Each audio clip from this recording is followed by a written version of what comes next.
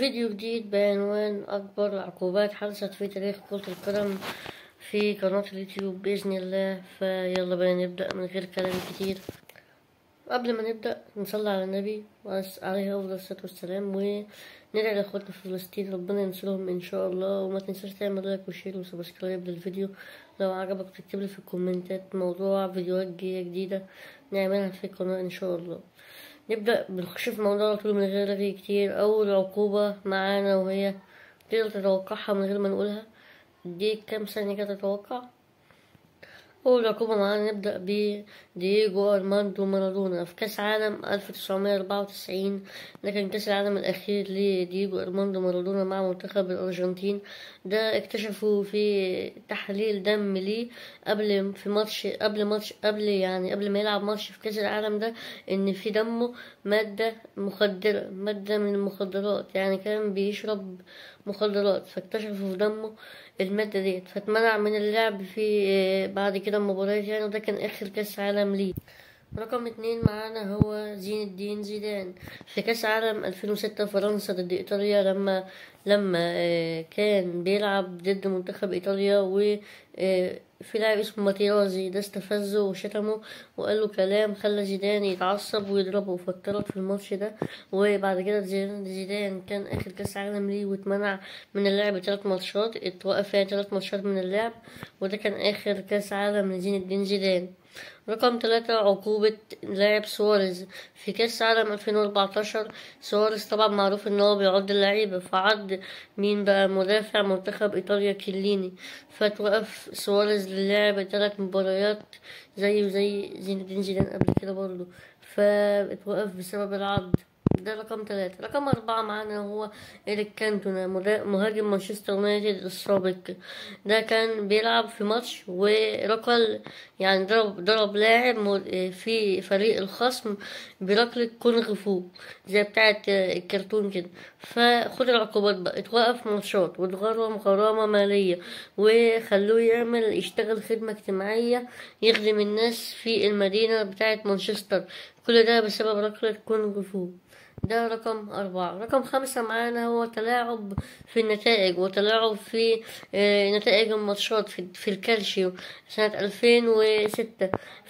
اتهموا يوفنتوس وإي سي ميلان وفيورنتينا ان هما في نادي منهم متهم بالتلاعب في نتائج المباريات، فيوفنتوس هو اللي تعاقب ويعني نزلوه من الدرجة الأولى اللي هي السيريا دلوقتي إلى الدرجة التانية، وخدوا منه لقب الدوري كمان، وتعاقب نادي اليوفنتوس بسبب التلاعب في النتائج. ده كانت أكبر عقوبة لنادي في إيطاليا وقتها. وكان متهم معاه برضو نادي إي سي ميلان وفيورنتينا، ونادي تقريبا مش موجود في السيريا دلوقتي، موجود في درجة رابعة باين أو تالتة، اسمه بيجيرونا حاجة زي كده يعني. فدي رقم 5 معانا. رقم 6 وهي عقوبة اللاعب، تتوقع مين؟ هي مش حادثة لاعب، هي حادثة عقوبة مانشستر يونايتد سيتي قوانين اللعب المالي النظيف. عام 2020 تعرض مانشستر سيتي لعقوبة قاسية بسبب يعني حركات خرق قوانين اللعب المالي النظيف، وتوقف لمدة 2 عام من المشاركة في البطولات الأوروبية اللي هي الويفا. وبعد كده عملوا استئناف على العقوبة ديت واتغرم مبلغ كبير جدا. ده رقم 6 معانا. رقم 7 حادثة شعب هيسيل سنة 1985.